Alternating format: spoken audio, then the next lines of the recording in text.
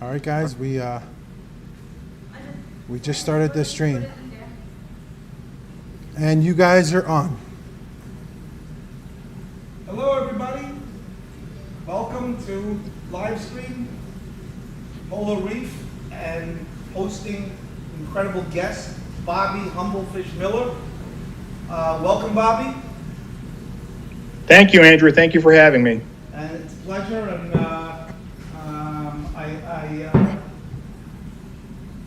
I follow your Johnny Carson night shows and interviews, and it looks like I caught you in a quiet spot. Yeah. I'm sorry. Repeat that. I caught you in a nice quiet spot. Yes. Yeah. This is a good time and good place. So, Bobby, why don't you tell us a little bit about what you're doing now, and whether the peroxide thing, your experiment is over, and if it is or not, what else are you playing with, and what exactly your day consists of these days? Well, so I'm actually on a little bit of a break from experimentation at the moment. I've completed the hydrogen peroxide experiments to my satisfaction. I'm satisfied that it provides temporary relief of diseases like velvet, brook, flukes. I've also incorporated it into tank transfer method. I call it hybrid tank transfer method, where you give a fish 2 peroxide baths 6 days apart.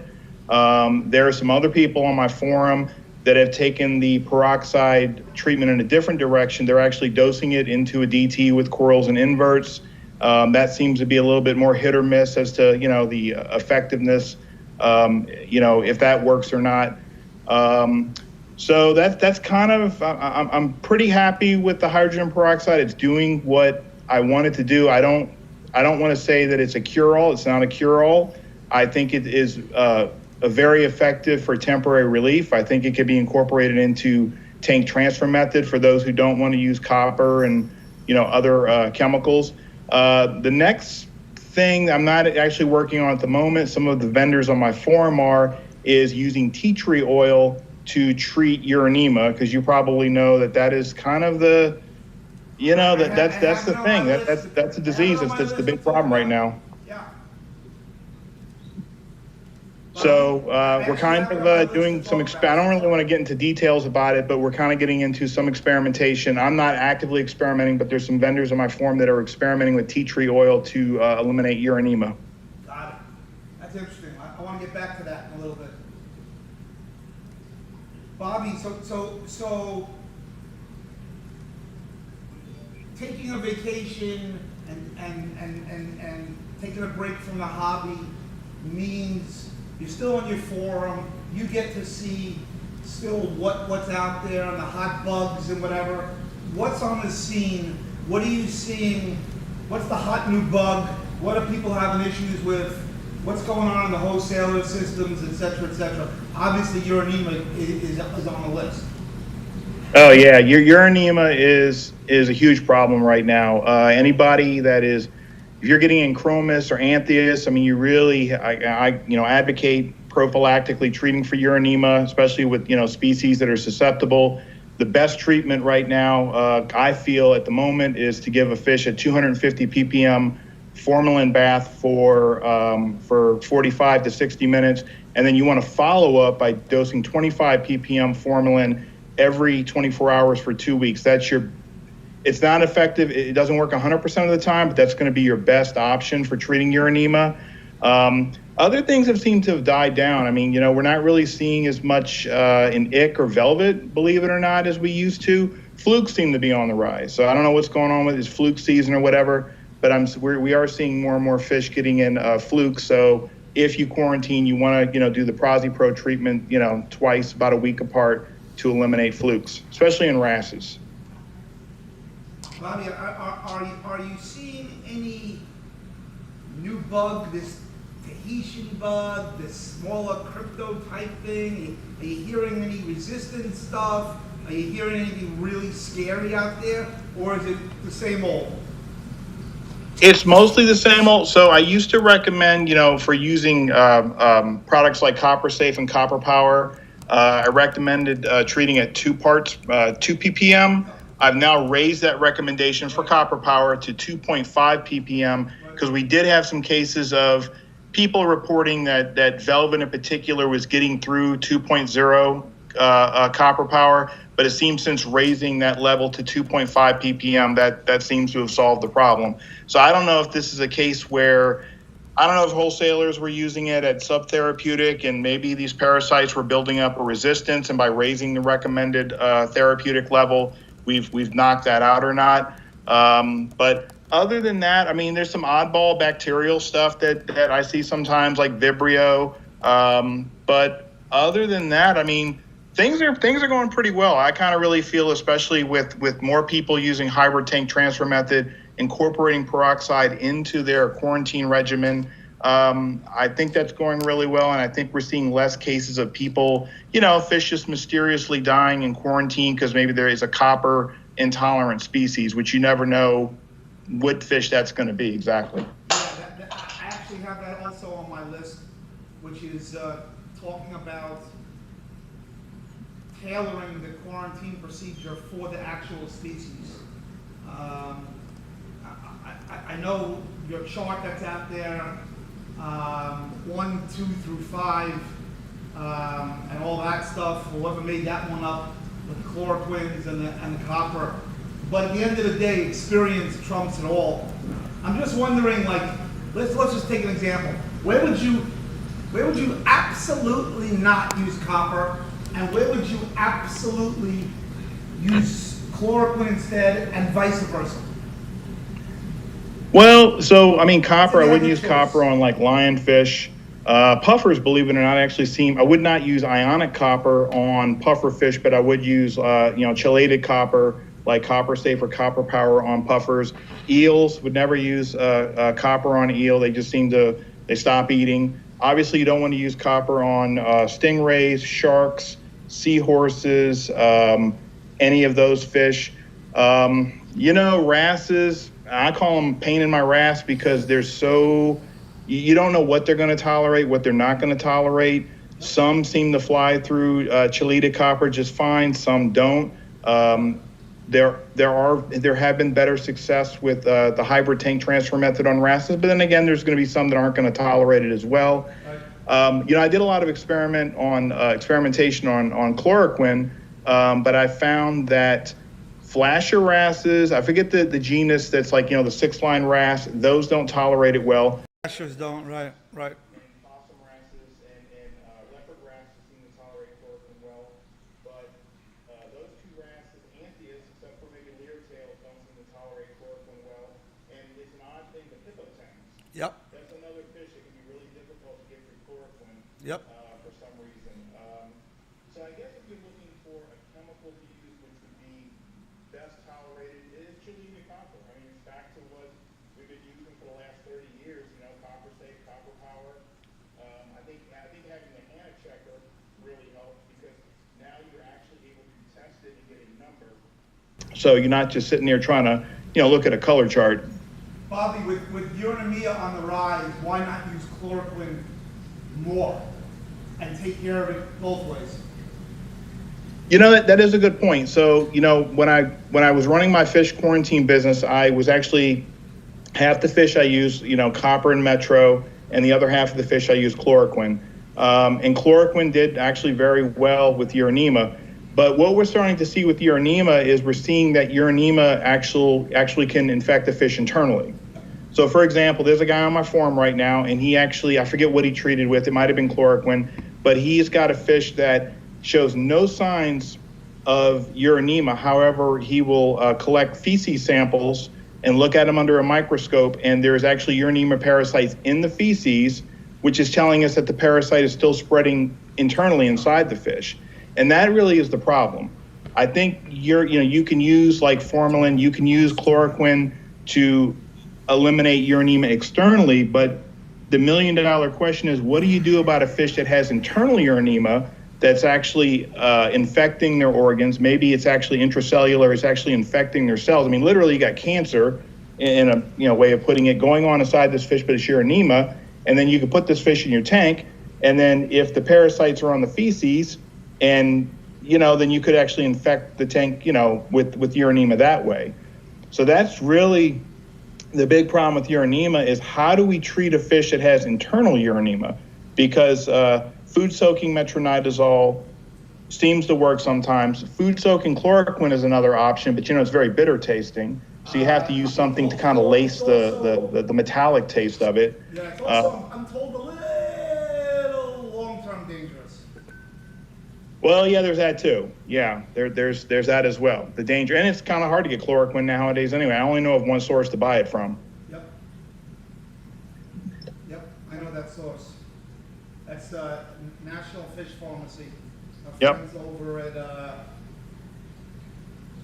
Fisherman Chemical.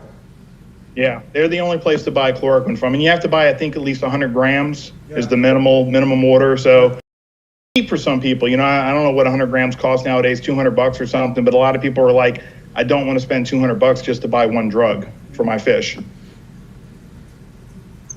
Got it. So Bobby, what I have 50, no, it's probably 100 chromis in the back myself. And they've been through chloroquine, and they've been through metro soaked food, and we lost some to Uranema. That's the way they come in, you know that. They get that red freaking line right through them. But whatever's left is now healthy, or looks healthy.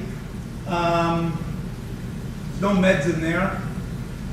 I'm scared to introduce them into my tank. How's that? You scared me. Why should I even do it? What I would do before I would introduce those chromis into your tank is I would get an Aquabiomics. So Aquabiomics, I don't know if you've heard about this company, but they now do eDNA testing. Yep. So what they do is they actually are able to test a water sample that you take from a DT or a quarantine tank, and they're able to screen for bacterial diseases and parasites, not flukes, not worms, but they can tell you if the fish in a tank have ick velvet, brook uranema, or any bacterial diseases. So that would be an option that if you just want to know for certain, they do it two ways. You can submit a water sample to them, and I think it's like $50 or $60, and they will do a screening to see if there's any parasites on the fish in the water. You can also do basically like a skin scrape. They'll send you like a kit. You can take a skin. So, for example, if you have a fish that dies, you're not sure what it is. It's a white dot or a red sore. I mean, maybe it's Vibrio. Maybe it's not Uranema. Right. You can do a scrape. You can send it back to them, and they'll confirm that for you. Hey, so Bobby, is there, as long as we're on this Aquabiomics test kit, have they improved the time, the way I get my results back? Because there's a lot of people that complained about that month plus. And then also, there was uranimia in that tank. Maybe there is still some in the water. Maybe I don't even want to know. maybe it's chasing numbers. I don't know. You tell me. Am I chasing ghosts? Well, some people, because Uranema has no fallow period, I suspect a lot of tanks have Uranema. I think actually that same source, Aquabiomics, said that they tested, I forget where they said the source was, but they tested live rock from various retailers, and over half of that rock had Uranema, because again, it doesn't have a fallow period. It will subsist off detritus and bacteria if without a fish. So, I mean, you could be getting Uranema on a rock. You could be getting it on an invert. So a lot of people have Uranema in their tank. It doesn't seem to cause a problem until the populations explode. So, some people will do things like, they'll run a UV sterilizer, they'll run ozone, they'll run a diatom filter. They'll do a lot of things to keep those parasites sublethal. I mean, I know you got a lot to lose. You're talking about putting these in the 17,000 gallon or something, one of your smaller tanks? Well, something connected to the 17,000, doesn't matter. Something connected, either the 300 or the 17, yes, but it's connected to the 17,000. I would think in water. It's a little nerve-wracking for me. I tried to nuke them pretty good. They've gotten 2 formalin baths already.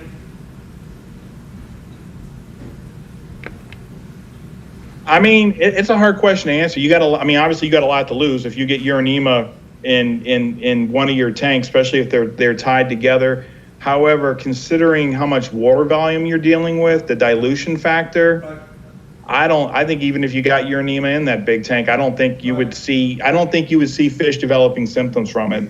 I think you have enough dilution where the parasite populations are never going to become a problem in your specific situation. Do you know the microjoules of a UV, how much you need to kill Urania versus velvet or ick or anything like that? Do you know the sensitivity to UV? There's never been any studies. It's all basically, I'd have to look it up, but there have been studies on freshwater ick, and I forget exactly what that was, but all of the, whether or not a UV actually works on saltwater parasites, it's all extrapolated from that information. There have never actually been any scientific studies on how effective a UV sterilizer is or what the flow rate or what it has to be to kill saltwater pathogens. So that article that had all those microjoules in it, that was a freshwater article. Yes, that was for freshwater ick specifically. Got it. All right, Bobby. So a lot of people want to know a little bit about. They set up a fish tank. They set up a fish tank, and they throw some coral in there, and things are going okay. And one day they see their powder blue or Achilles tang, and it's always or hippo. They have some dots on them. Okay, they're eating fine. They're all good. There's some dots. I know, I actually watched the interview, Bobby, with the fresh clam. I can tell you it did not work. The fresh clam in the gut. I have some ideas that what do work. We can talk about them. Mm-hmm. What do you do? Are you going after that fish right away and you taking them all out and going fat, or are you going to try to manage this thing? Or is it a function of how big the tank is and what a big pain in the ass it is? It's a tough question to ask because in my opinion, my views on this have evolved, and I don't think there's a wrong answer. I think anyone setting up an aquarium, I think you should pick a lane, right? Quarantine or manage. The worst thing that a new hobbyist or someone just setting up a tank can do is just say, well, I'm going to get lucky or it's not going to happen to me. Right. If you don't quarantine, you're going to get something. It's just a matter of time before you get ick or velvet or something in your tank. Quarantine and manage. God forbid something goes badly, right? Yes. Right. So it kind of comes down to, if you're going to quarantine, there's protocols for that. If you're going to manage, I've always felt like it's a two-step process. I think you have to have dilution. So why don't the fish in the ocean, why aren't they all dying from parasites? Well, there's a gazillion gallons of water from a gazillion gallons of water that are diluting the parasites. So you have to replicate that. Right. And what I mean by that is you have to keep the number of parasites in the water at a sublethal concentration. Right. So that's when what I call management tools come into play, like a UV sterilizer, ozone, a diatom filter. In an emergency situation, you can dose hydrogen peroxide. But I also feel the other side of the equation is nutrition. I think a lot of new hobbyists just, rely too heavily on flakes and pellets and whatever, and they're not, look, if you've got herbivores, they need algae. If you've got omnivores, carnivores, they need meat. Not just clams, but, clams, mysis, shrimp, scallops. There's recipes you can find online, or, some companies make their own food. But I think, we know that a fish's immune system is powered by their gut flora. So you have to feed that gut flora to power the immune system. Right. So it's a two-step thing. You want to dilute the parasites in the water, while simultaneously you want to boost your fish's immune system to deal with the parasites that survive. And I'm just saying that I think that should be the game plan for someone either who has just newly set up an aquarium or is encountering a problem and is trying to decide what to do. And the reason I'm trying to say you need to do it beforehand, usually by the time you start seeing the parasites on the fish, Oh, yeah, this has already been going on, you haven't seen it, yes, right. exactly, it's too late. You're much better starting off from day one with management techniques, so you either never get to that point, or if you do get to that point, you've got a plan in place to deal with it, to manage the parasites. Right. So Bobby, you know, I had some things slip by, and we have some dots occasionally, and we had it again recently. And it turns out that the guy that I usually feeds the fish was gone, and the new guy was here. Maybe they didn't have as much food, or changed the food, or the amount of food. Any event, what are you hearing? What are people, besides peroxide, what are you hearing? Snake oil stuff that people are using. Are you Polymedic is just peroxide and fancy salts? Yeah, pretty much. Yeah. I mean, I'm not trying to bang on that product, but I mean, if you're going to go that route, you might as well just go bottle, spend $1, go spend $1, go to Walmart, buy a bottle of hydrogen peroxide and just do it yourself. Because essentially it's hydrogen peroxide, which I mean, peroxide is an oxidizer. Yeah, so you're oxidizing the parasites either in the water column or possibly even on the fish.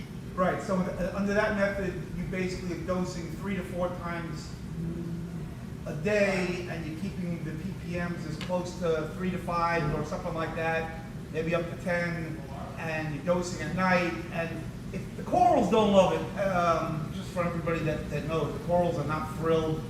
You got to turn down your whites, you got to lower your par, and you still may lose some smooth skin acros. But other than that, I didn't see much damage.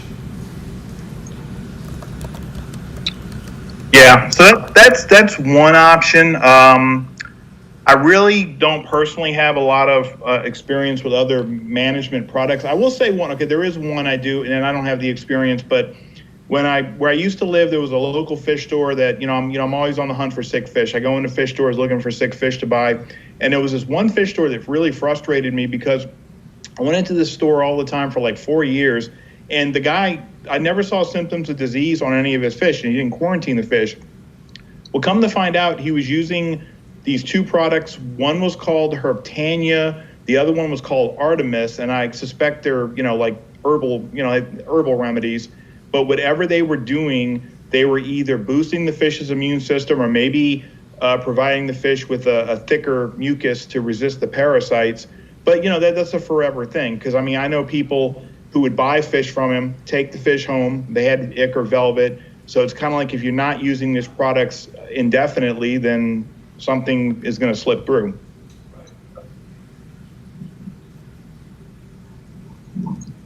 What do the guys that feed medicine in the foods, well, what are you hearing?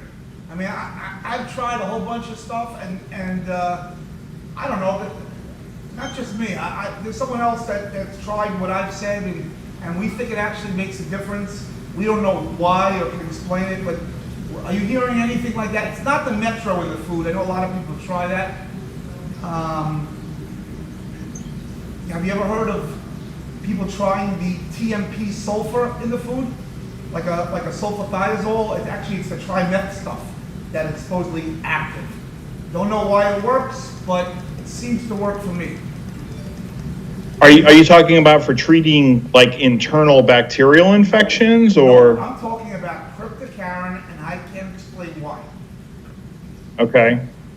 TMP sulfur is the product from our buddies at National Fish Pharmaceuticals. Mm-hmm. And someone told me to try it, that the other people have been experimenting, and I seem to have some good luck with it.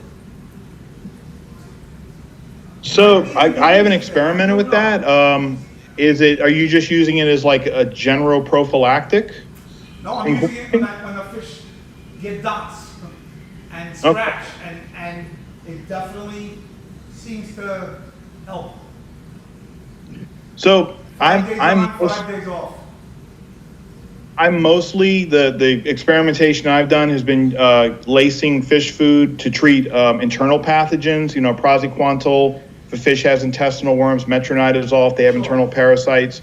I've had good success using neomycin actually for internal bacterial infections. Right. But I have not personally had a lot of success dosing food to treat external pathogens. That's just my treatment is more like I usually dose the water for that. I know we've talked before also about doing the injections.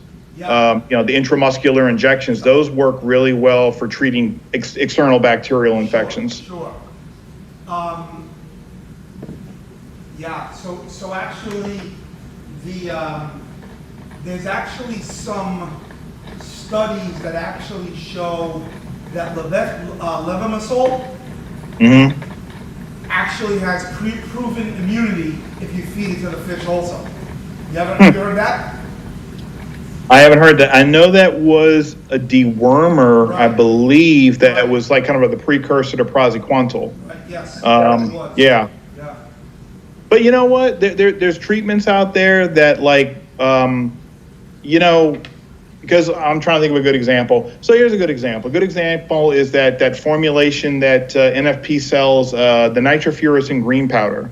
So that is supposed to be mostly but it's kind of a wide spectrum treatment because it does treat parasites and bacteria. But I've also seen some efficacy against flukes using that stuff.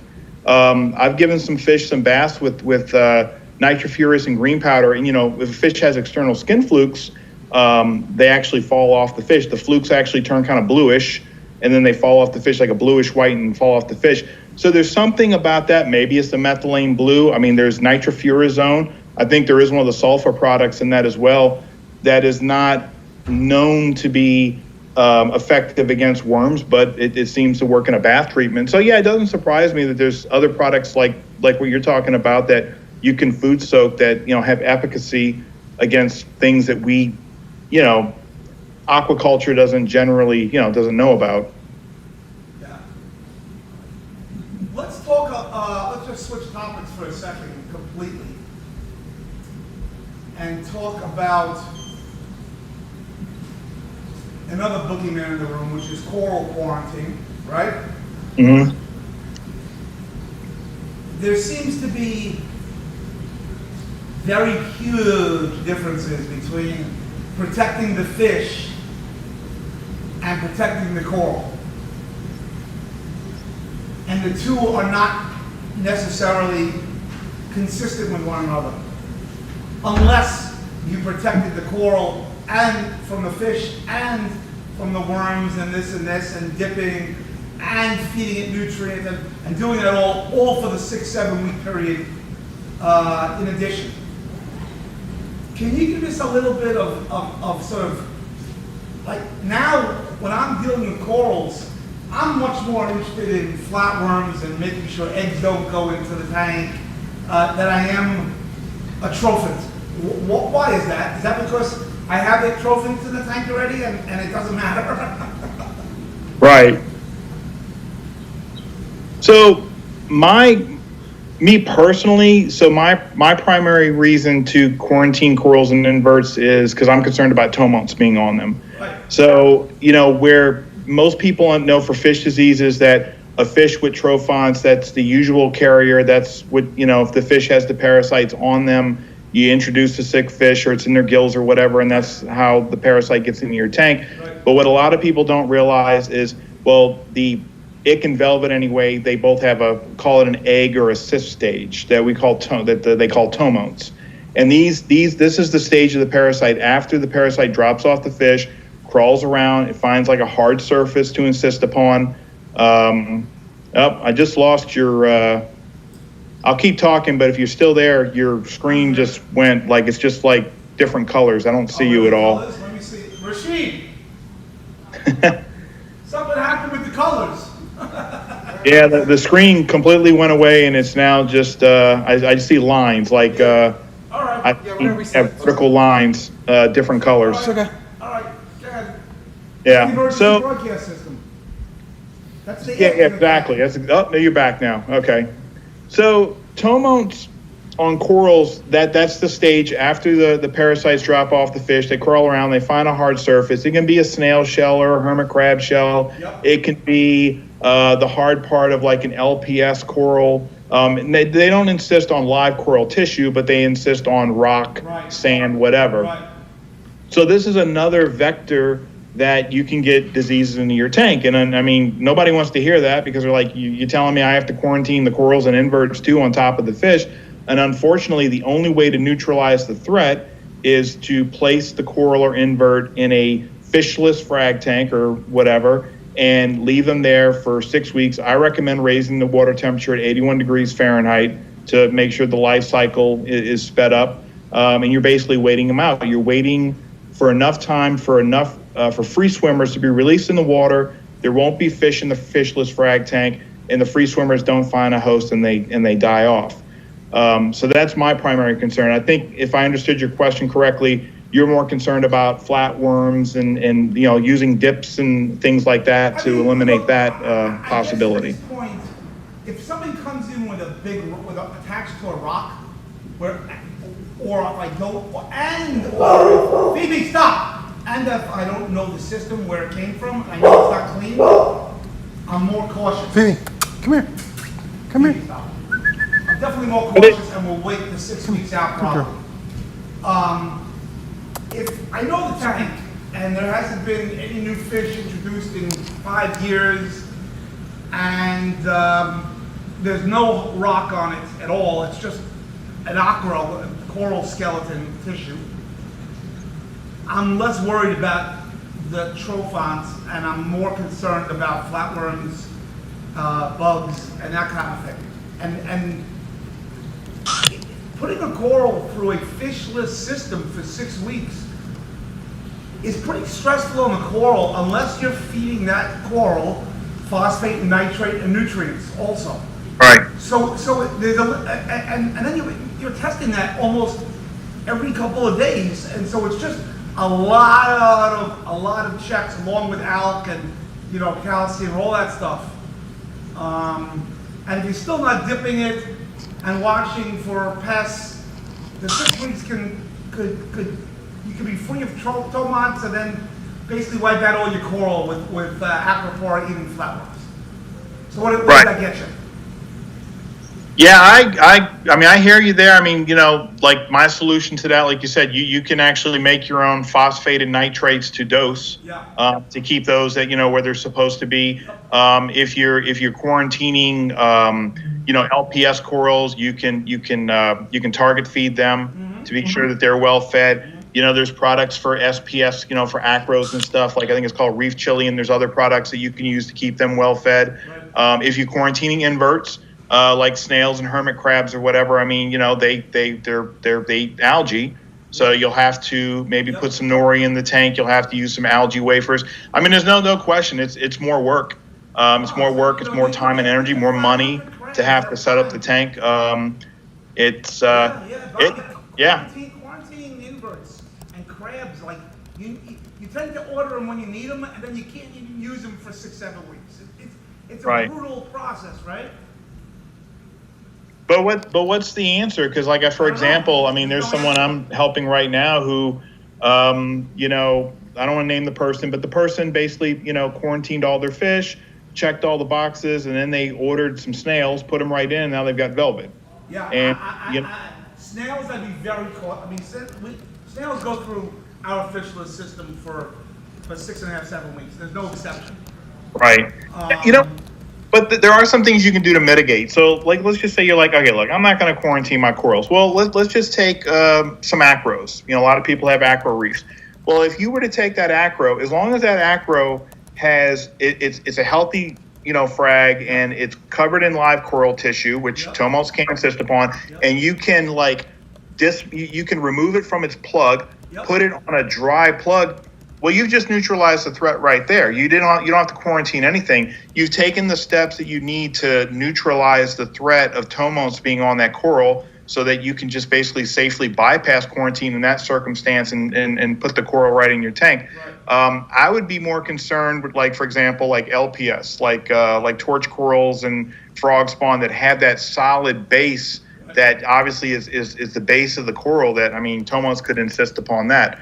Soft corals, most of the times, they can be detached from their rock and then, put on a rubber band or whatever onto a plug, a dry plug, to neutralize the threat of termites on those. Or here we go, shrimp. So let's say you've got a bunch of cleaner shrimp, and this can be a little tough. Once that shrimp sheds its exoskeleton and molts, well, yeah, any termites would have been on that old exoskeleton. That shrimp is now safe to put in your DT. So there are some ways of mitigating it so it's not so extreme. Go put 100 shrimp in a system and figure out which one shed. It's a little hard.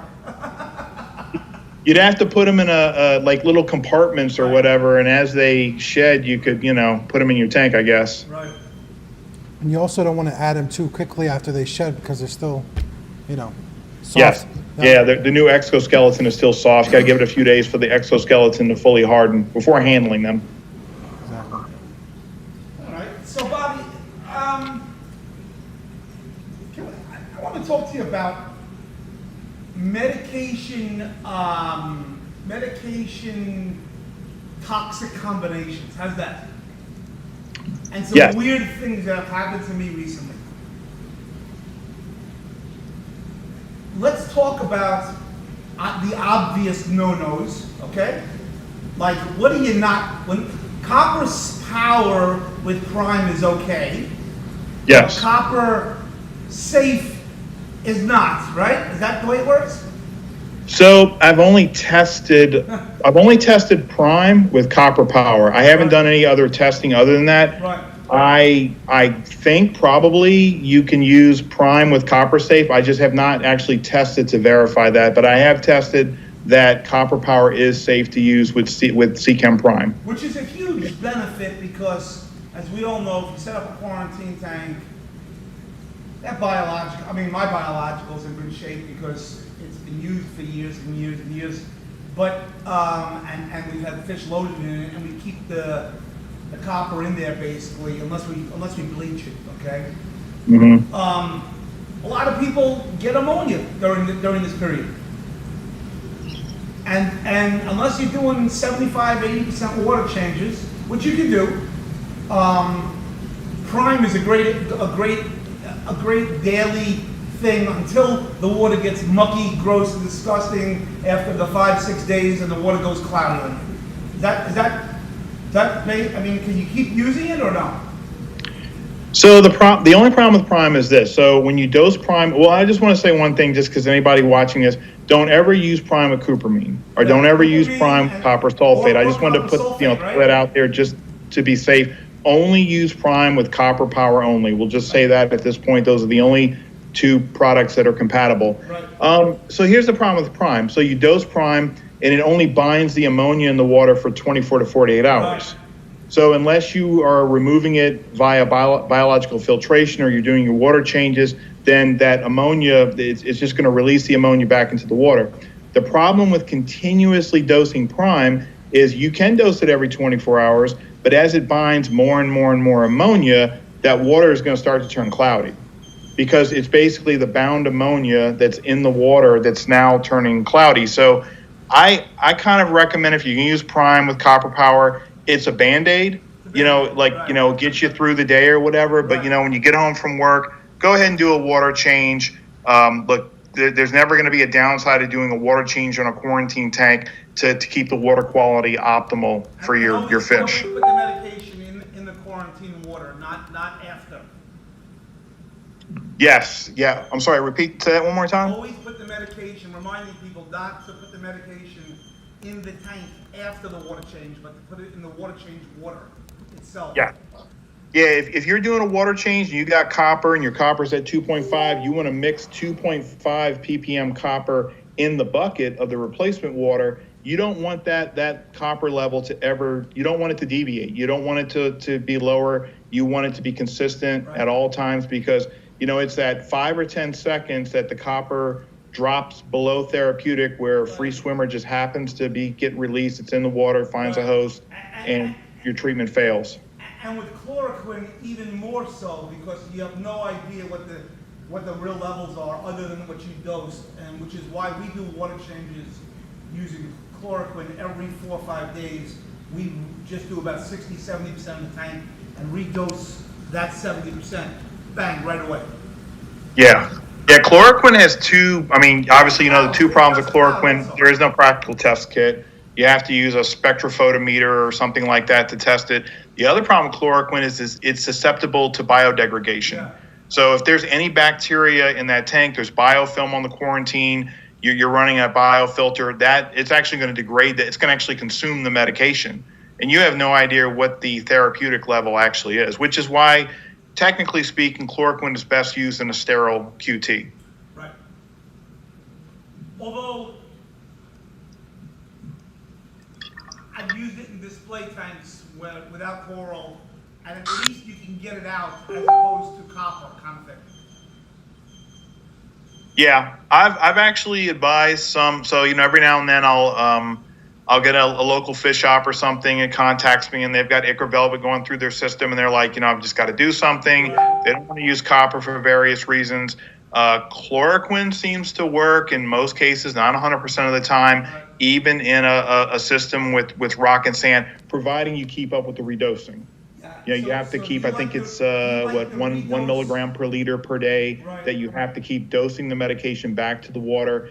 And what you're doing is, because chloroquine has such a wide therapeutic range, it's actually 10 to 20 milligrams per liter. You're, you know, it's kind of like, it's not too low, it's not too high, it's right where it needs to be. And that seems to work. It seems to be a 30-day strategy that has worked more times than not. Yeah, I go up to about 55 milligrams per gallon, maybe 60 per gallon. But I won't go there for sensitive fish. And we do redose it every 3-4 days in the water change water. You know, I know your methodology on the bump, the 10% bump method. I guess I would use that if it was in a display tank and I wasn't changing the water every 3 days. Yes. Right. Yeah, that is mostly, I developed that for people who were going to use it in a DT, or people that were going to use it in a quarantine tank where they're using an active biofilter. You know, look, some people go years without sterilizing their quarantine tank. And what they don't realize is that after about a few months, you have enough bacteria in that tank where, other than copper, it's going to degrade any medication you dose. There's been studies, praziquantel and formalin has been degraded in a matter of hours because there were enough, I think it's actually heterotrophic bacteria in that tank that were degrading the medications. Right. Okay, Bobby. So let's switch to praziquantel. You have a reef tank.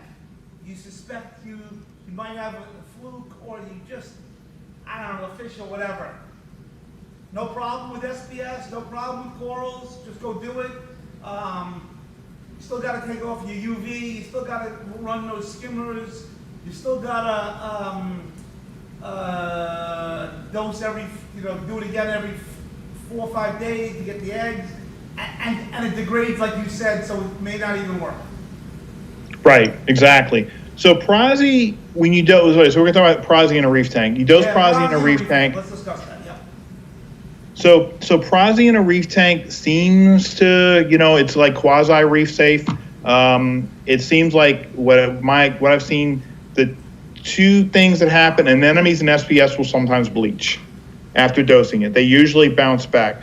But again, like you're saying, the problem with dosing any medication in a reef tank, and Prozzie included, is you don't know if it's, because it needs to be really in the water about 24 hours to do its job fully at that low concentration. Because I think it's the Prozzie Pro concentration, which most people use, is like 2.5 milligrams a liter. Right. At that low concentration, you kind of really need 24 hours of exposure time. So you want to, disable carbon, turn off your UV for that 24-hour period.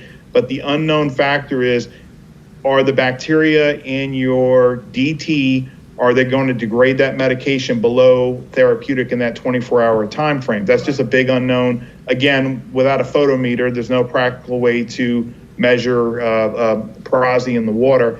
I know before you had said about interactions. Well, Prozzie Pro is actually one of these medications that doesn't play nice with other meds. It does not play nice.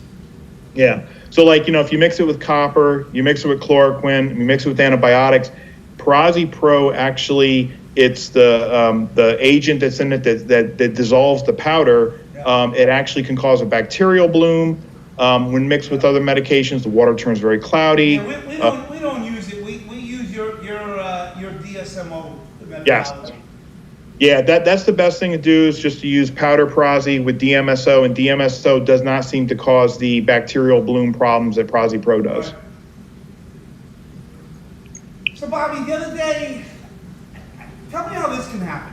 How do you take 2 quarantine tanks that have been treated months ago, maybe 6 months ago? There were some black tangs I had some baby regal angels in there from Valley Aquaculture.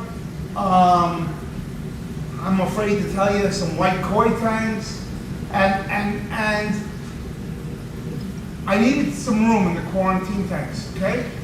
And I combined 2 quarantines together, both healthy, or at least seem to be healthy. The black tanks moved over to another system, and all of a sudden I'm looking at the regals, and it looks like fin tail rot to me. It looks like something like that because they're so small.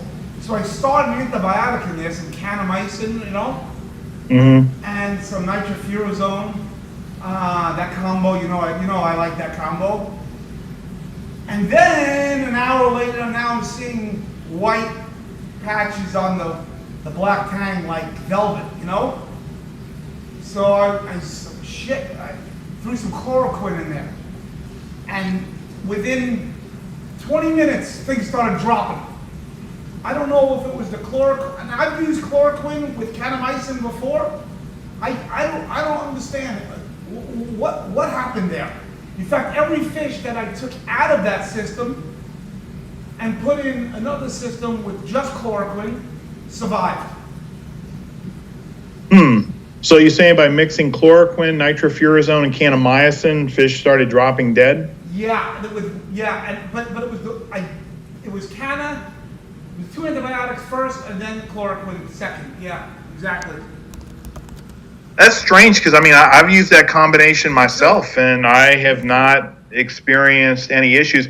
I will say this, I don't think it applies in this situation, but you do have to be a little careful combining too many medications because everything you dose into the water, the fishes, the fish drink the water and through the gills, the fish's liver and kidneys has to filter all those medications. So, 1 or 2 medications, they can filter, but if you start combining too many medications, maybe 3 or more, then you're looking at the possibility of liver and kidney failure or damage in the fish, but that wouldn't kill the fish quickly. That's more of something that plays out over a period of days or weeks. Like I started seeing blood vessels, you know what I'm saying, Bobby?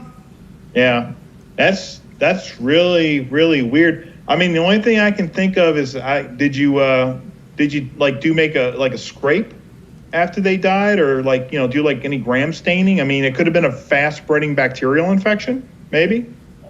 Or a wicked velvet bug that it didn't catch on time. Yeah, it's possible. Yeah. Now I don't know how putting 2 healthy tanks together and just moving from one side to the other causes that, but whatever. In this hobby, it's like whatever is as good an answer as any. Hey, Andrew, let's focus in on cross-contamination and what we think maybe even triggered that. Bob, we got some new fish. Cross-contamination. We had some other things quarantining at the same time. Like, who knows what someone's got a pump, they move it from one to blah, blah, blah. Again, these were seemingly 2 healthy systems with fish housing both systems. They joined together and boom. Yeah, that's really strange. Like you said, look, things like that happen. This hobby, there are sometimes you figure it out, sometimes you never figure out what happened. And here's a little something else to consider. We talk about these diseases. We talk about ick, velvet, uranema, flukes, whatever. And we maybe talk about maybe at most 20 or 30 different diseases. But just like with our own bodies, there are probably thousands of different diseases that are in the ocean. There's different variations, different variants, different strains, and I always tell people, look, you do the best you can, but eventually you're going to come up against something that no medication is going to treat, nothing is going to stop. You're going to suffer a 100% wipeout in your QT. You're just going to have to sterilize the thing and start over. But from my point of view, better for that to happen in a quarantine tank than in your display tank. Absolutely. Now, Bobby, you know the story about the aquariums that had what's the story? They had like a hookworm. Prozzie wasn't strong enough. You sometimes see those needles like sticking out of the fish, and the Prozzie's not enough, and so they use Dilox or something stronger, and something goes bad, and if they wipe out the tank. And just talk about that. So there are anchor worms, for example, that will actually embed in the fish. So that's more of a freshwater problem than saltwater. It's not completely unheard of in saltwater, but you do have anchor worms that some fish will get, and then really the only thing you do for that is manual. You have to catch the fish and pull them out with tweezers. It's manual removal. I think what a lot of people do run into though sometimes is the parasitic isopods. Right, copepods. Isopod. Yeah. And that's something that you'll get, again, has an egg stage, so it probably hitchhikes in on a coral, and there's an egg, and you have this parasitic isopod in your tank. Right. And yeah, those are really tough to beat. I mean, I've even seen cases where they stand up to formalin. And it seems like, I think it's Dilox, and there's another treatment that you can use, but neither treatment is obviously reef safe. That's kind of a nightmare scenario when you get those in a DT. Yeah. I'm trying to remember. There's Dilox and there's another medication. Actually, the koi people use it a lot because they use it. They get a lot of like fish lice. Myoflex? It's Myoflex for pond bacterias? That's something we use for flatworms and things of that sort. So it could be something like that. I forget what the active ingredient is, but it's something that people that encounter it end up basically giving their fish a bath using it's a pond medication. But fortunately, it's pretty rare. I mean, that's not something that's often encountered. Right. Okay, so Bobby, what else do you think we should talk about? Should we talk about freshwater dips and formalin baths and Cipro? Should we just do a general bath discussion? So here's the thing. I like baths because I think it does one of two things. So if you are going to quarantine, then I think doing a medicated bath actually gives your fish the best starting point in quarantine, because if you get a fish in quarantine that's has a heavy infestation of parasites and worms, then you're already kind of under the gun trying to add medications. The fish is already heavily infested and in bad shape. Right. And then conversely, if you don't quarantine, then in my opinion, giving a fish a medicated bath to knock off most of the pathogens is better than doing nothing. Right. So what I like to use, my little 1-2 punch, is a 30-minute, 150 ppm hydrogen peroxide bath. There's instructions on my forum on, I think it's 1 ml. I can't think right now. It's 1 ml. Yeah. It's per 5 gallon bucket. Yeah. So I like to do that first, because what that is going to do is that's going to knock off parasites and worms. But then I like to follow that up with a 30-minute nitrofuran green powder bath. And that's going to take care of any bacterial issues. If the fish has ammonia burn, it's going to help with that. So it's kind of a 1-2 punch: hydrogen peroxide bath first, and then after 30 minutes, a 30-minute bath using NFG, and then put the fish either in your quarantine or DT, depending if you're going to quarantine or not. I'm not a big fan of freshwater. Why not just hit them with the formalin right away? Well, okay, so, all right, well, I don't like to do formalin right away unless we're talking about chromis or anthias, because they have such a high likelihood of carrying uranema, and we know what a nightmare that disease is. So when you're dealing with those specific species, then yes, I would do the formalin bath in lieu of the peroxide bath. Okay. Or any fish that you suspect of carrying uranema. Peroxide has some efficacy against uranema, but obviously nothing is stronger than treating with formalin, a formalin bath. And I've actually upped my recommendation to 250 ppm because I've seen too many cases now of Uranium getting through 150 and even 200 ppm. 250 is, I'm using 4 mLs in a 5-gallon bucket. That's the old bath? Yes, the new recommendation I'm going with is 1 ml per gallon. 1 ml per gallon. So that's 5. No. So that's 5 mils per 5 gallons. It's another mill, yeah. So that's not a big Yeah. deal, Yeah. right? It sounds like you were doing 200. This just raises it to 250. Most fish tolerate that just fine. Actually, if you want to get technical about it, it's actually 0.95 ml per gallon. But I mean, that little extra 1 ml per gallon is not going to raise it that significantly, and it's easy for people to measure on like a pipette or on a syringe and everything. So yeah, for fish that you suspect have Uranium, Chromis and Anthias are at the top of that list. I would do the formalin bath. I would still do the NFG second, but I would do the formalin bath instead of the peroxide bath. And make sure that formalin is not cloudy on the bottle, right? You can go through that. Just make sure the bottle is fresh and new. Yes. Amazon, etc. You can order it fresh. We throw out ours like every year. Just throw out any used bottles. It actually formalin only has a 6-month shelf life. Yep. It's not the formaldehyde, it's the methanol that's in it actually starts to turn it to paraformaldehyde, which is more toxic than just formaldehyde. So that's the reason why. Peroxide, peroxide, if it gets exposed to air, gets exposed to light, but it doesn't actually turn toxic, it just becomes less effective. But peroxide is so cheap that, you might as well just every 6 months just toss it and get a new bottle. Yeah, we get, again, we use the 30% stuff because we have to. But that stuff is really, other than wearing gloves and eyewear, like it's really easy and you just don't dose a lot. It's very easy to use. Yeah, that's the good stuff. That's the aquaculture approved stuff. Yeah, that's the good stuff. Yeah. So I'm just saying for people that are just buying it at Walmart, which is fine because it's a lot more diluted, which is why in the instructions you dose more than what you're using. Every 6 months I would just toss and buy a new bottle. It's like 99 cents for a bottle of that stuff. Yeah. Walmart.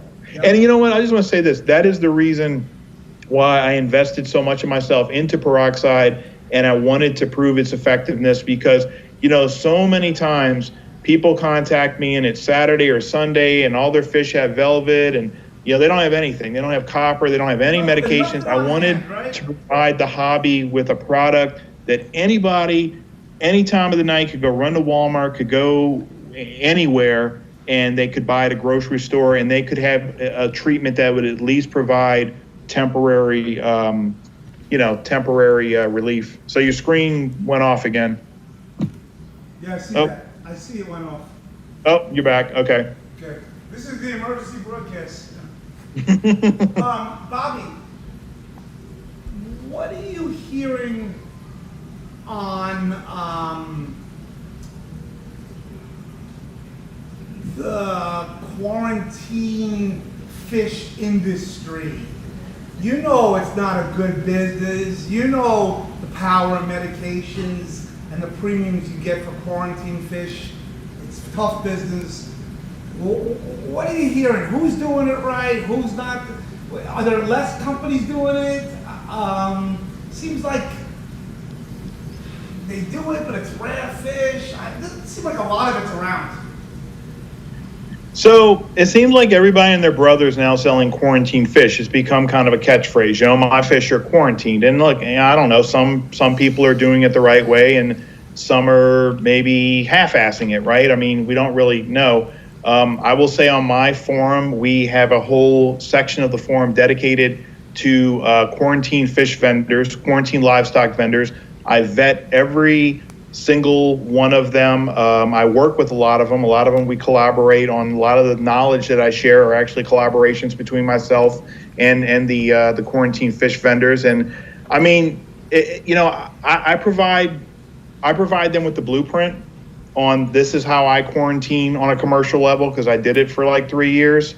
So this is how I did it, and this is the blueprint.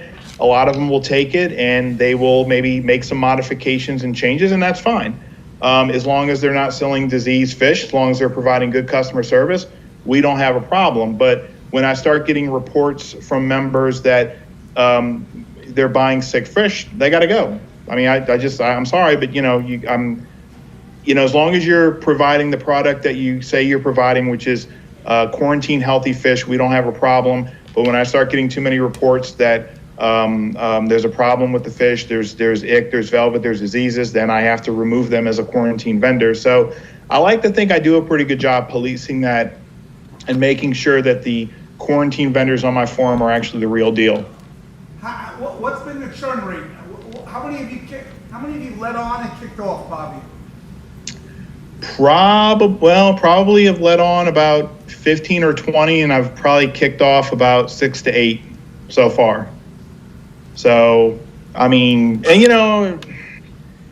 some of them have been friends of mine. These are people I've known for years and years, and it causes hard feelings between us and all the rest of it. But at the end of the day, I have to do what's right for the hobby. I have to do what's right for our members. I have to do what's right for for the quarantine fish vendors. And you're right, it is not a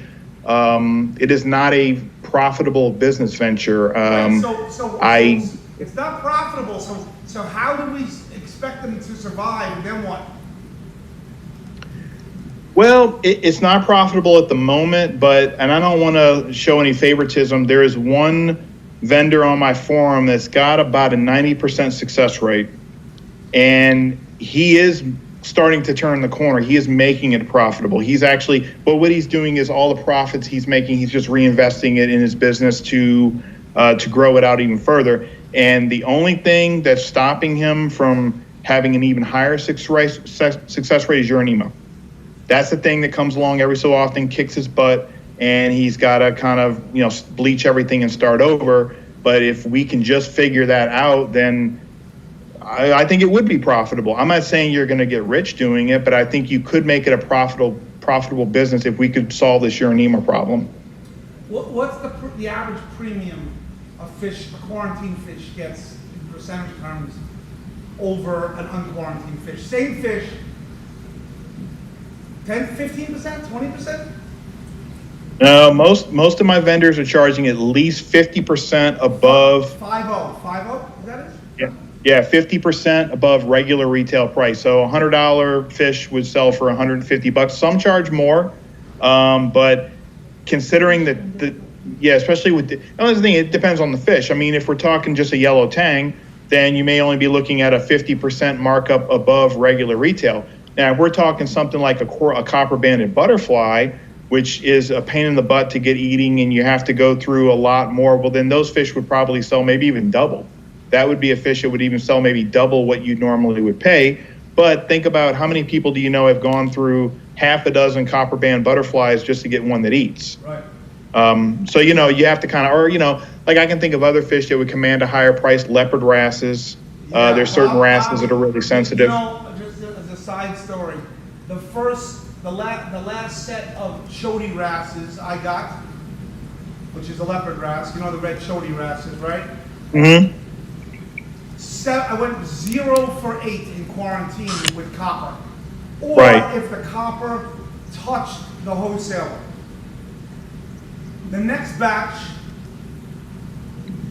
I told I told Eric Cohen, and Eric's a great guy, do not let those guys, that's among the reef, do not let any of those fish touch copper, just get them to me.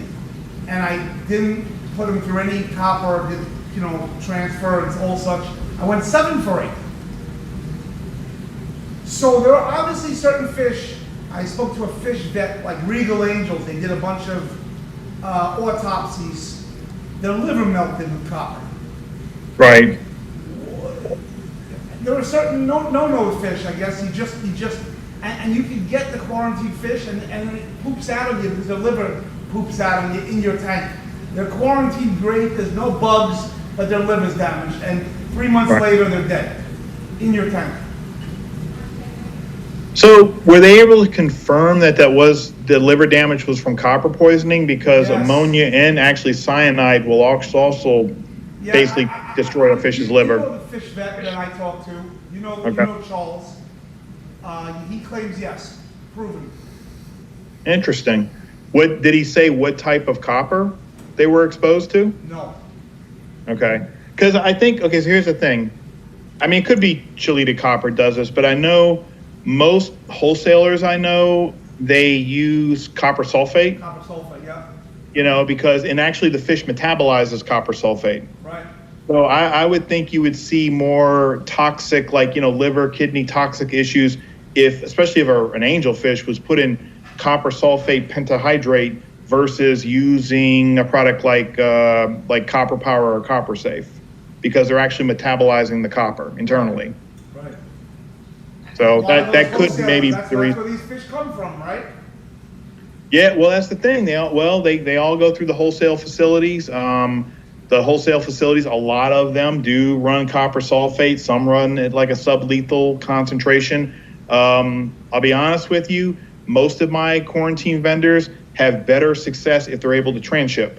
So if they're able to just order direct from the collectors and bypass the wholesalers, usually that shipment of fish has a higher success rate than if it has to go through a wholesale facility. Exactly. That's a good point. That's a great point. Yeah. Drew, before we start getting to some Q&A, Yep. for our last topic, Yep. let's hit on the doomsday event Yep. for this tank specifically. Okay. And then let's talk about How do you want to pose this question? All right, Bobby. like the discussions we had, God Bobby, forbid. We want to talk to you about a specific situation in a very big tank. A very big tank. What happens when you're faced with that decision? Holy shit, it's either the fish or the coral. I got to make that decision right now. Obviously, we have, other facilities, but how do you go catching 500,000 fish, or like, what am I going to do? Put them to sleep? How do you do that? Or am I doing the coral? I have nightmare dreams about that, Bobby. I think in your situation, I mean, or anybody that's got a tank that big, I don't really think pulling all the fish and quarantining is an option. I think you would use alternative methods. I think you maybe would try the peroxide thing, where you would it's a 6-week dosing regimen. I think Right. you would try that. I did it all 6 weeks. I did it all 6 weeks, Bob. Yep, and it worked, right? I mean, it worked, but look, you don't know, and we don't know whether it would have worked just changing my UV bulbs and feeding that yeah, sure it worked, but this time around, I did not use the hydrogen sulfide, the peroxide, and it looks like the last few days that I'm winning. And I am going to change my UV bulbs. I'm due for a change. It's now 7 months, so we're going to change them now. I'm fighting back with that TMP sulfur. We make all sorts of cakes and stews with it. I think I lost one anthias, one anthias. So I'm not too worried about it. But you have to plan for emergencies. Right. And planning is scary. I mean, I would think in that situation, there's no way you can pull the fish. I mean, in your shoes, I would go full-blown management. So I would do things like, run the biggest UV, I know the biggest UV sterilizer, even though it's not proven to work, but the biggest UV sterilizer that you can fit on that tank. I would run ozone. I would plumb some pool-grade diatom filters into that to eliminate from the freeze warmers. I would try to do as much as I could to dilute the number of parasites in the tank, understanding you're going to have losses. I mean, you're not going to save all the fish, but there have been some studies that if fish are exposed to various pathogens at a sublethal concentration for X number of months, they will develop immunity or resistance, depending on which word you want to use. And that would be my goal for my core stock of fish to develop resistance or immunity. So, Bobby, just to follow up with that, this is Rashid with you. So, to summarize, whether you got a 17,000-gallon tank or a 200-gallon tank, to summarize, you want to make sure the water, water quality is great right off the bat. Right. You want to make sure that you uptake your food, get nutritious food in there, and there's some concoctions that Andrew will obviously chime in on now. You want to make sure that you got a UV sterilizer. And if you have a smaller tank, maybe even a diatom filter. I know some folks, our old school folks, used to use that back in the day, and they believe that Who's works. got that vortex thing laying around? Right? No, I'm saying on a smaller tank that could work, but you could try all of that instead of trying to pull all your fish out. All that's going to do is add stress, and obviously we can't do that in this instance. We started talking about moving fish and moving corals out, putting them in the 2500, going hypo. There was so many discussions. It was all nerve-wracking, to be quite honest with you. Well, and the thing is, you have to turn everything you can to your advantage in that situation. So, like, like the dilution thing, I keep saying that, but I mean, that is essential to dilute the number of parasites. Because, look, fish, they have an immune system. They can fight off parasites. They just can't fight off an overwhelming number of parasites.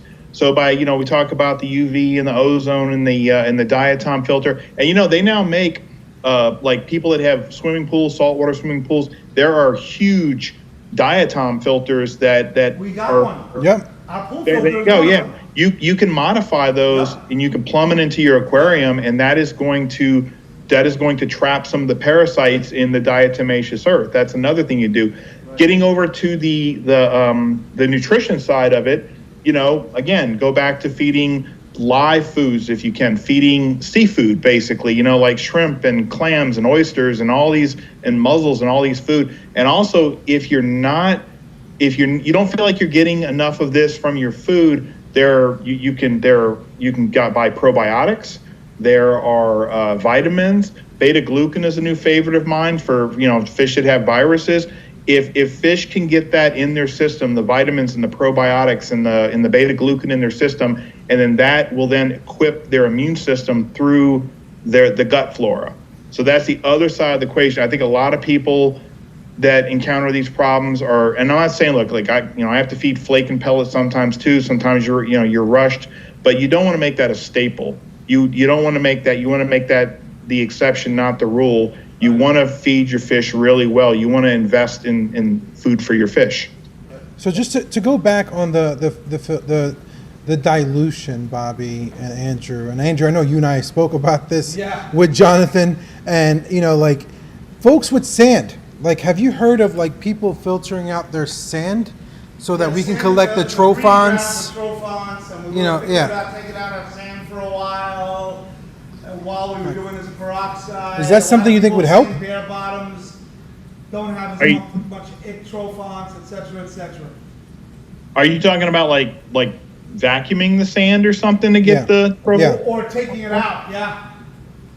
I mean, it's certainly, I've never thought about that before, but it couldn't hurt. It couldn't hurt to actually go sit there and actually vacuum your sand bed, and that should force the tomons to dislodge and get actually siphoned out of the aquarium. That's the kind of thinking. It's doing every little thing that you can think of to turn the odds more to your favor when faced with a crisis situation like, what you just said.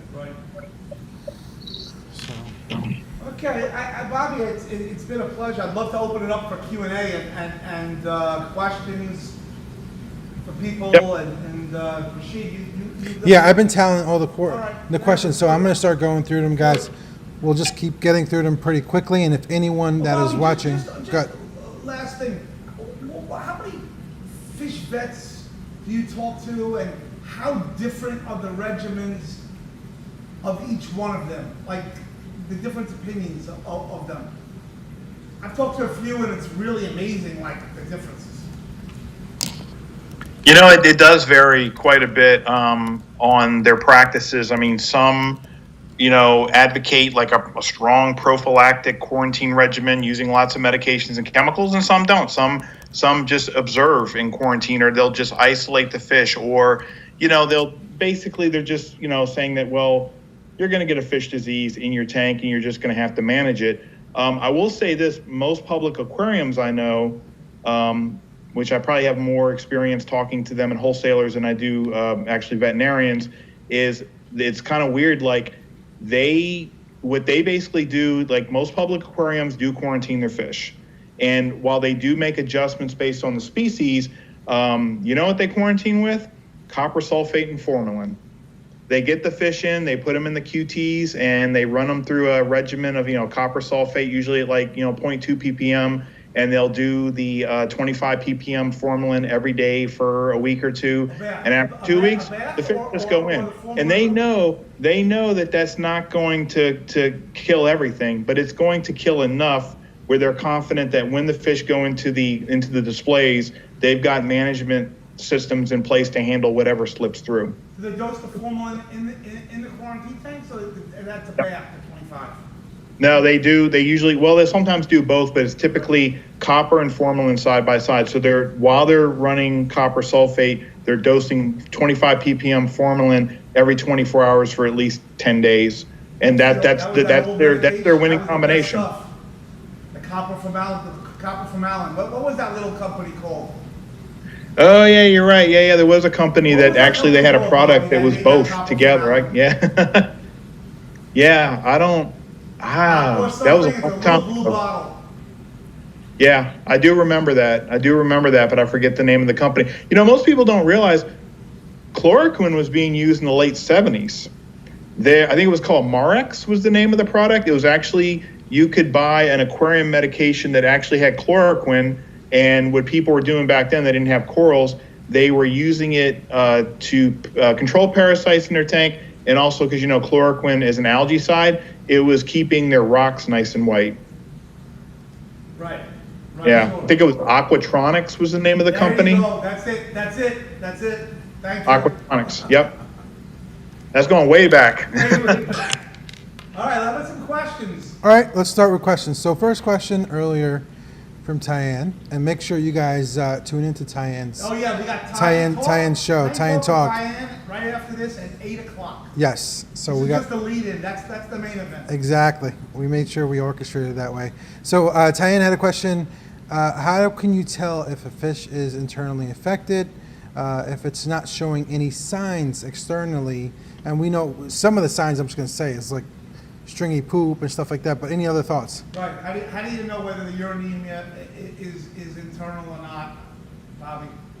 You don't. I mean, unfortunately, because Uranium either affects a fish's cells or grows over their internal organs, unless you do a necropsy to actually like cut the fish open and see it. I mean, you're not going to know before the fish dies. You can tell by doing a post-mortem examination that a fish has internal Uranium, but you're not going to know that while the fish is alive.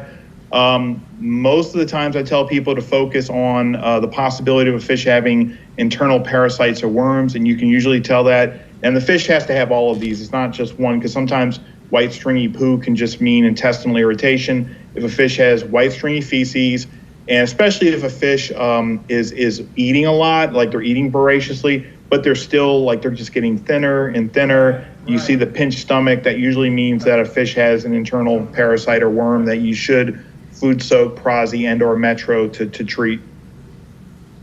Okay.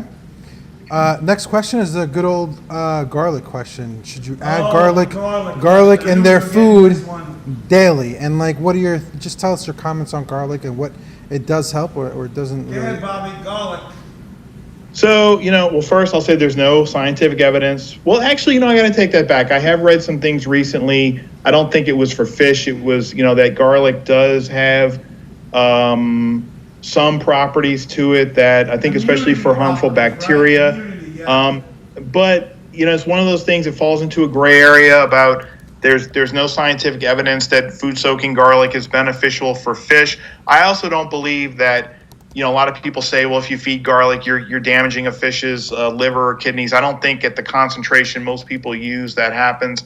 Now, I've actually had one theory about garlic that it's just a pet theory of mine. There's no scientific basis for this, but if you've ever been around somebody that eats a lot of garlic, you can smell it on them because it actually leaches through their pores. Parasites don't like that smell, huh?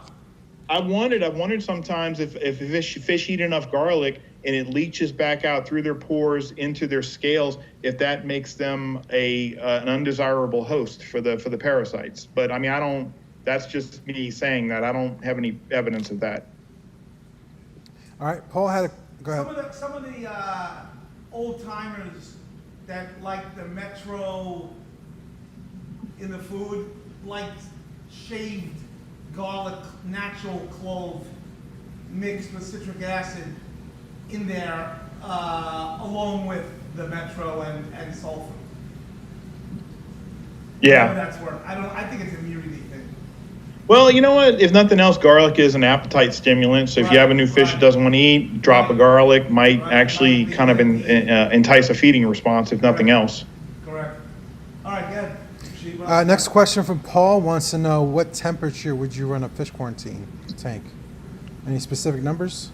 78 to 80 degrees Fahrenheit. So for me, I like it at that temperature because that is warm enough so that, you know, if you do have parasites in the water, they're going to proceed as expected, like a normal life cycle. It's not going to slow down, and you're not going to probably see a strain of ick that takes longer than 30 days for all the free swimmers. But you don't want to really be too higher than 80 degrees because higher temperature means less available oxygen in the water. And especially if you're exposing a fish to medications, and you want to have as much oxygen in the water as possible. So that's why you really don't want to go over that 80-degree range. So I think 78 to 80 degrees is ideal for a fish quarantine. I sort of agree. Okay, this is a topic we talk a lot about. Tank Life said he knows several people who got ick, etc., from adding corals or inverts that were not quarantined. Yep. You guys agree? You guys agree with that?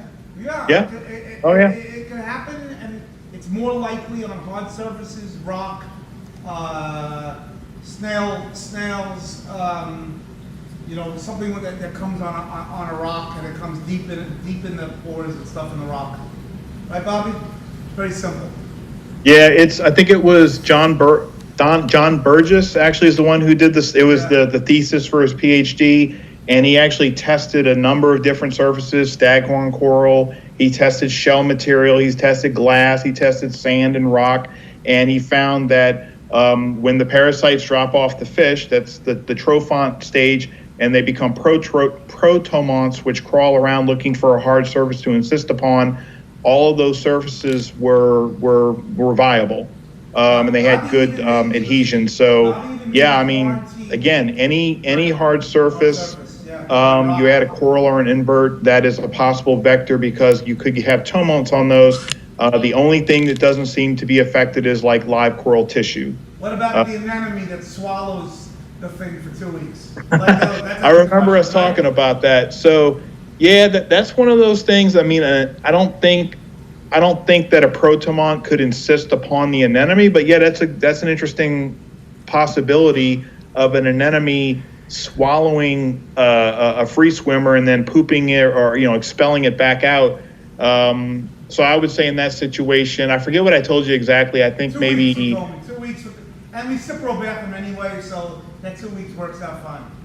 Yeah, 2 weeks. Yeah, there's actually on my forum, there's like a chart, and I've got all the various inverts, and I've got like the quarantine, the minimum time frame that you should quarantine them for based on, those different scenarios. So let's follow up on that, Bobby, because next question from Tank Life is regarding that. They had a question, and let's plug Humblefish, because we get a lot of information from you directly, Bobby, but where can hobbyists find recommended quarantine protocols and guidelines? Can you walk them through how you have things laid out on your YouTube, your website, and Reef to Reef. I'm only kidding. Yeah. Yeah. Let's plug Humblefish here. Humblefish forum. Yeah, on my thank you. Yeah, thank you for plugging the forum. So on my forum, I've got how to quarantine. I've got it's all written out like in a very long, detailed manner, exactly how to go about setting up a quarantine, which medications to use. We have articles and what we call them stickies, but articles on every single disease and treatment you can imagine. All kind of stuff thrown in. I am starting to do videos. I've got a YouTube channel now. It's Humble Fish and Reef, and I'm doing basically the information that's written. I'm actually doing like either visual or audio tutorials as well. And I'm actually in the process of redoing all my sticky information to incorporate those videos into the stickies as well. Good. So you've got two ways to learn. If you want to, if you're someone that likes to read and absorb information, you can read it all. If you're someone that wants to watch a YouTube video, well, we're doing that for you too. So all the information is laid out. And I think what's most important as well is if you join the forum, if you have any questions about how to quarantine, if you got any questions about a specific disease, you need an ID on a disease or what medication to use. It's not just myself. We now have an army on my forum that can help you with not just fish disease info, but all of your reefing questions. Some very, very knowledgeable hobbyists are now on my forum, and I really feel like they're the cream of the crop. I think we've got some amazing people on my forum that are just very generous with their time, willing to answer questions and share knowledge. I agree. Well, Andrew answers a good amount of questions per day, sometimes specifically on Bobby, fish and sometimes I corals. still have to go to the old site just to check the old stickies on some doses. Don't tell anybody. Well, you know, that information all still exists on the old site, but it's so outdated that it's because, you know, as I learn more, I keep updating my stickies. Well, I don't update them over there. I only update them on my forum. Of course. All right, next question, RC. Are there any dips that can be used to treat coral or macroalgae from a tank with a uranium or bacterial infection? Dip So- uranium. I wish. Yeah. Hydrogen peroxide, okay, so this is theoretical. Hydrogen peroxide should work because Uranium does not have an encysted stage, it's just a free-living parasite. Then a hydrogen peroxide bath should actually kill Uranium. I think, what was the dosage we used? One third H2O2 and 2/3 salt water for 5 minutes? I'm asking my wife because we've done it. So if you do And what do you do? You dip the rock in 3%. What's that? And what do? You dip the rock in there? Yeah, you can actually take, there's actually on my forum, there's another whole thing about that, and there's, you know, a guy, he's tested all kind of different corals. You can actually use hydrogen peroxide as a coral dip, and I believe it's 1/3 hydrogen peroxide, the 3% kind, 2/3 salt water for 5 minutes, then you rinse it for another 5 minutes, and then you put the coral in your tank, and that seems to work pretty well. How does that work for SPS, the peroxide dip? Okay, they can handle it? I think, I'd have to go back and look at the sticky. I think it's better tolerated by soft corals and LPS than SPS. But I think he's got like a whole, he breaks it down. I think what he may do for SPS is he lowers the concentration. It's not quite as strong. Because you know how SPS are. They're so sensitive to everything, especially acros, Well, I mean, Andrew, I'm going to ask this question from Elisa. She said, oh my God, how many bottles of hydrogen peroxide did we use when we went through our ordeal? We used a 32% solution, so More concentrated. We used not only a few liters of that wicked stuff. Because Right. I think we were using, Bobby, I think I was using 1 milliliter. I think it's usually 1 mil per 5 gallons in a reef tank. So I was using 1 per 50. So what's 17,000 divided by 50? Let's see. Yeah. I'm looking on my form right now to remember what the dosage is. Because I get hit with so much stuff that I forget some of this stuff sometimes. So the bath dip, this may not be relevant, that I recommend for 3% is it's 20 milliliters of 3% per 1 gallon of salt water. Now, but you were doing in tank. Let me go look at that real quick. Yeah, in tank. Should be 1 mil per 5 gallons or something like that. I can pull it. Here it is, peroxide. Okay, so for that, you start at, it looks like 1 ml per 8 gallons, and then you ramp it up over a 4-week period to 1 ml per 5 gallons of the 3% peroxide. Correct. So, just doing the math here. Divided by 340. 17,000 divided by 50. Yeah, 300 mils a day. I was basically 300 mils a dose. Yeah. And we were doing that basically 4 times a day. Okay. With a night dose, late night dose that was that Jessica claims. That's her name, right, Bobby? You're the girl, Yeah. Jessica. Yeah, Jessica claims was yeah. good. Release slowly, like a little bit each hour. The 4th one. Yeah, I want to make that clear if I can. I've done all the experimentation when it comes to quarantine dosages for the peroxide, but all of the in-tank peroxide dosing has actually been done by a lady on my forum. Her name is Jessica. She's my co-admin on my forum, actually. She's the one that has actually done all of the experimentation, the in-tank reef-safe peroxide dosing experimentation. Yeah, and if you do this turn your lights down, guys, if this ever comes, and it does work better with the UV, we know that, that's for sure. Okay. All right, next question. All right, so next question. This is actually a really good question. So this is from Tracy Rogers. Yep. She was curious about using Prozzie for flatworms in a reef tank. Yeah, great Not question. not That's sure a great not question. sure if this is a question relevant to the discussion, but she just worried about the die off of bristleworms and feather dusters. Yeah. So this is the old Prozzie in a reef tank. What is it going to do to my urchins? What is it going to do to my snails? What is it? Am I going to have a die off? Am I going to have something happen that I don't want? Mostly no. So mostly no. It does seem that two worms, feather dusters, bristleworms, they're pretty resistant against Prozzie Pro. That's not going to be an issue. We talked about previously, sometimes we'll see instances of anemones and SPS bleaching. They usually bounce back. Of course, there are some cases where people say, it actually kills their corals. Those are pretty rare. The flatworm thing is interesting because if you did have a heavy concentration of flatworms in your reef, you dose Prozzie Pro, and I really don't, I'm assuming Prozzie Pro kills flatworms. I don't know for sure. But if it does or it damages them, then I would kind of worry about the flatworms then releasing toxins into the water.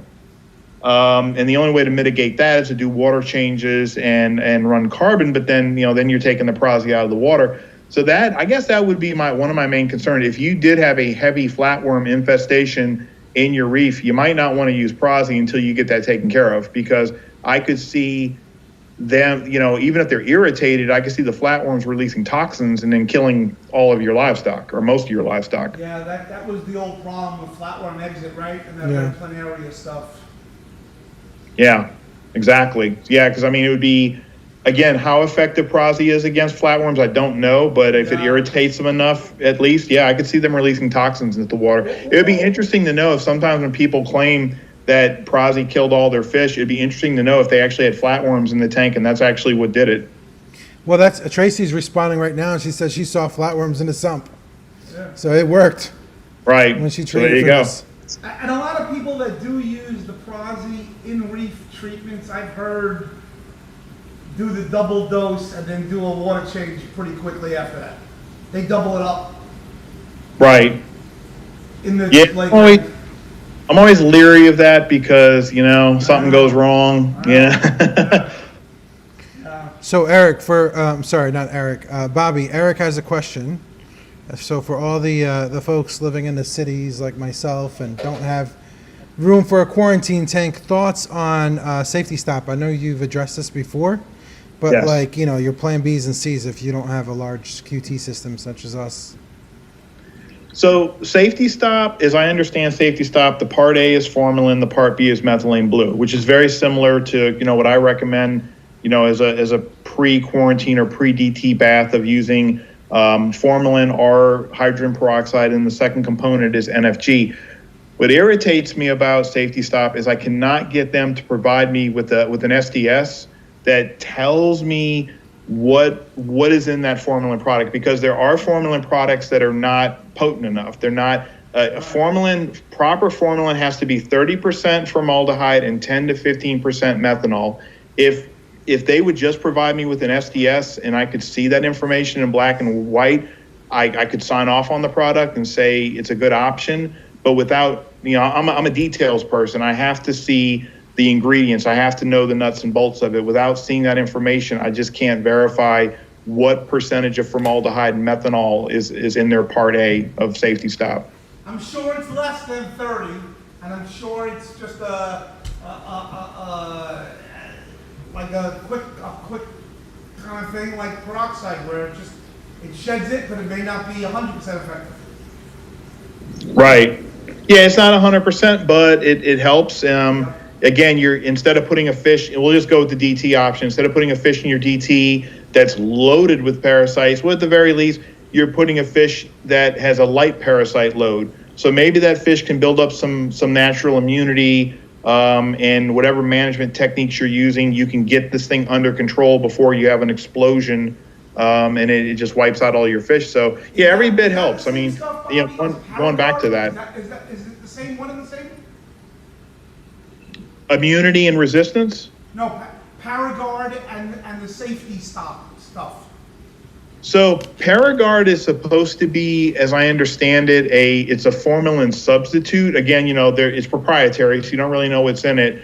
I've used it a few times. Honestly, it doesn't, in my opinion, my experience, doesn't do anything. I have not used Safety Stop at all, so I cannot speak my own experience on whether or not Safety Stop works. But I have tried Paragard, and it just doesn't do anything, as far as I can tell. There you go. All right. Next question, Deli Del. What strength beta glucan do you use, and do you just crush / pop the pills and mix with food? What's the process? The beta formula. Yeah.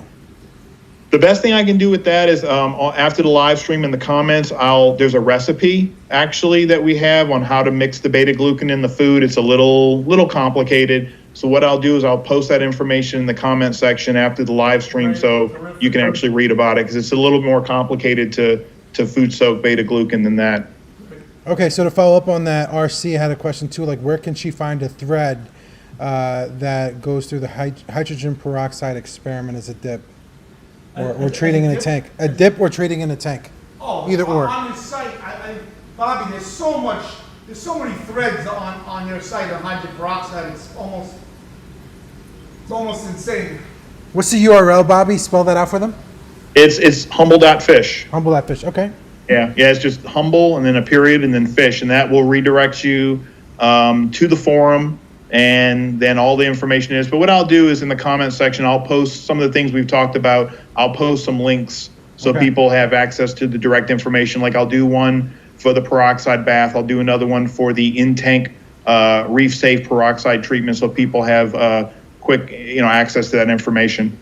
Okay, and I'll make sure, Bobby, we'll connect. Yeah. I'll make sure it's in the description so they can also see it. On a separate note, why do you think when I put an ORP probe in hydrogen peroxide, it reads the normal 300, it's not a big deal, but when you put it in the tank, the ORP actually crashes, which is not a big deal unless you're running ozone, and the ozone is on the entire 6 weeks without stopping.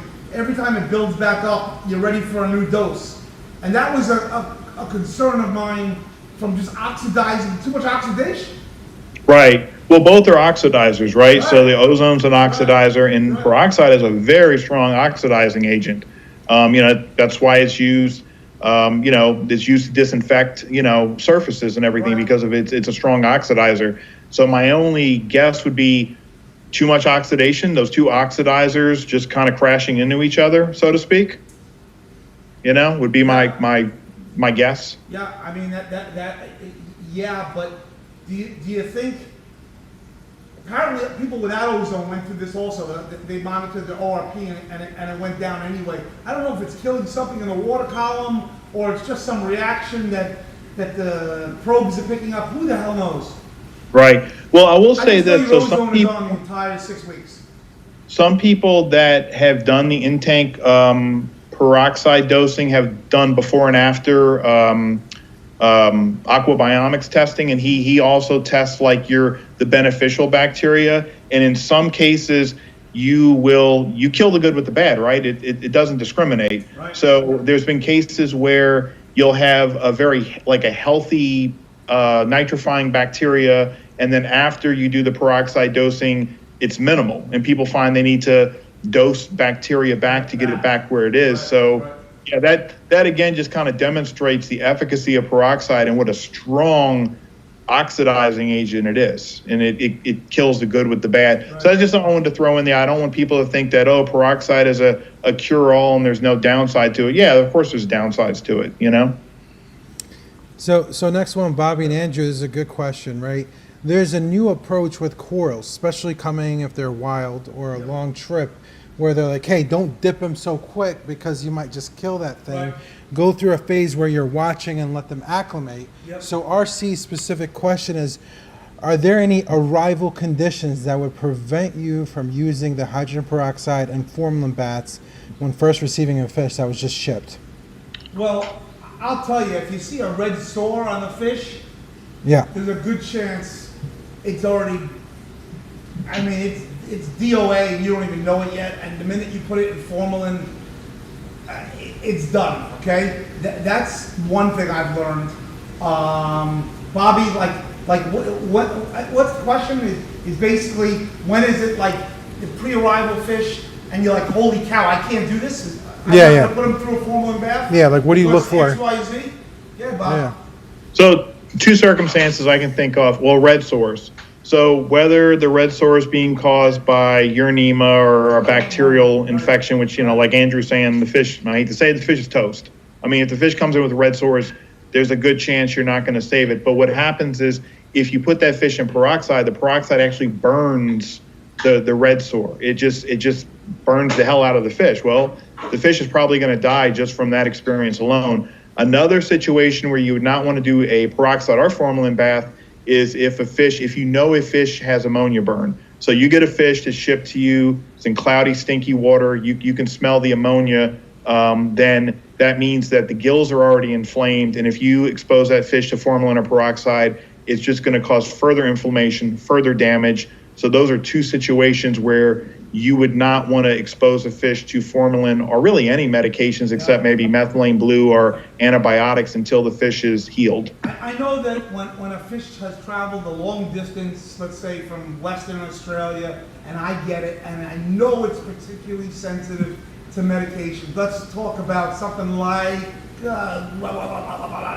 Lenardi wrasse. They're impossible, okay? I will quarantine them with no meds for the first several days and then make that med call after.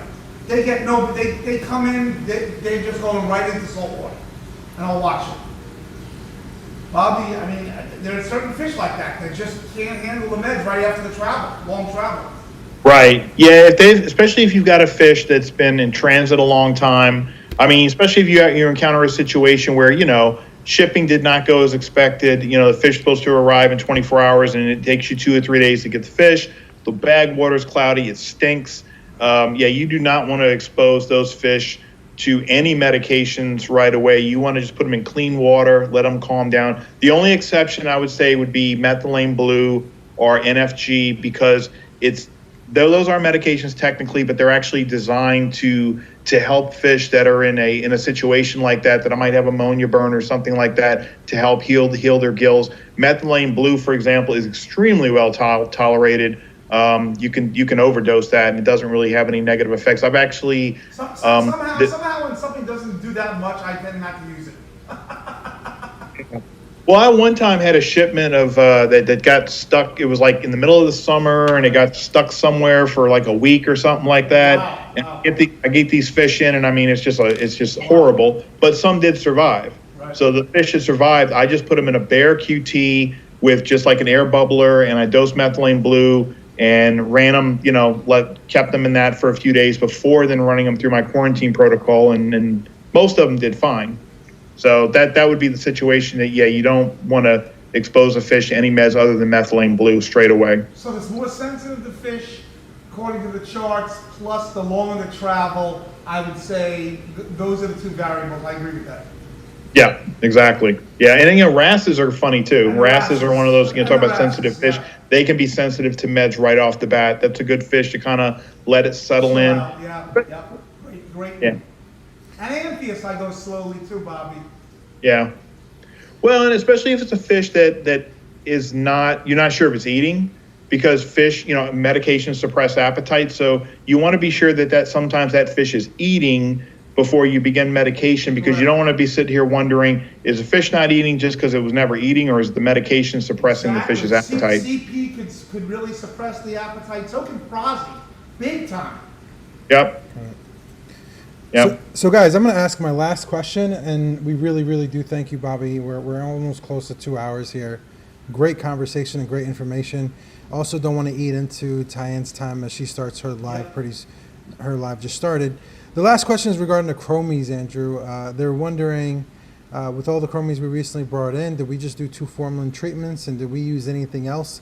Any thoughts on tree oil for Uranema? 2 questions there. Okay, so the tree oil, the Petri tree oil is the first time I've heard of it now through Bobby today. It's the first time I've heard of it. And they were in chloroquine phosphate for a month in my tank and received 2 formalin baths.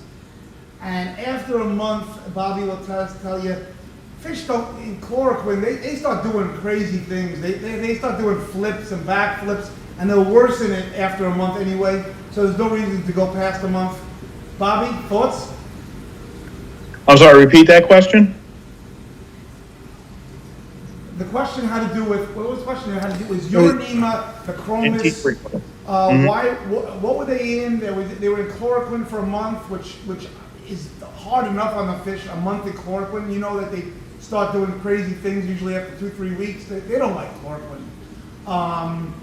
And I did 2 formalin baths, and the question was, is that enough? It's enough, but I would still do a prolonged observation period, Right, because, again, back to, the possibility of internal uranema. Usually when a fish has internal uranema, what ends up happening is the scales or the skin turns sort of a brownish color.